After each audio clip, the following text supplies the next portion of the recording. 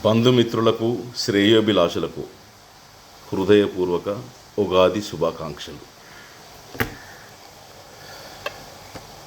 నేను కష్టంలో ఉన్నప్పుడు ఆదుకున్న ప్రతి ఆత్మ బంధువుకు, ఎందుకంటే ఈ సాంసారిక జీవితంలో కాలు కదపకుండా సముద్రాన్ని దాటగలమేమో కానీ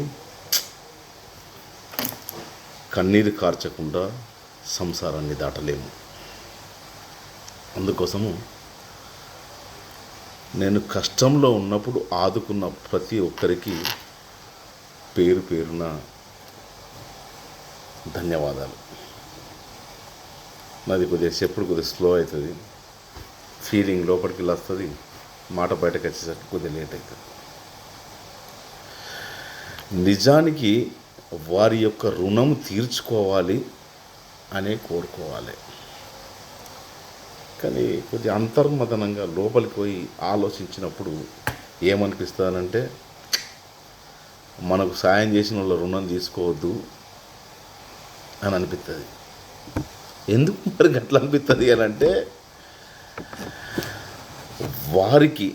వాళ్ళు మనకు సాయం చేసిరు కదా, వాళ్ళకు మళ్ళీ మనం సాయం చేసేట్లాగా మనకు అంటే అట్లాంటి అవసరమే వాళ్ళకు పడకుండా వారి జీవితము సాఫీగా సాగిపోవాలని ఈ ఉగాది పర్వదినాన నేను కోరుకుంటున్నాను. ఎందుకంటే నాకు ఎలాంటి అవసరం పడ్డప్పుడు వాళ్ళ అవసరం తీర్చిర్రో, మళ్ళీ అలాంటి అవసరం వాళ్ళకు పడి మళ్ళీ నేను వాళ్ళకు అట్లాంటి రుణం తీర్చుకునే అవకాశం వాళ్ళకు రావద్దు. నేను రుణగ్రస్తునిగా ఆ జన్మాంతము మిగిలిపోయినా పర్వాలేదు, దీనికి దేవుడు ఎక్కడో ఖచ్చితంగా సెట్ చేసి పెడతాడు.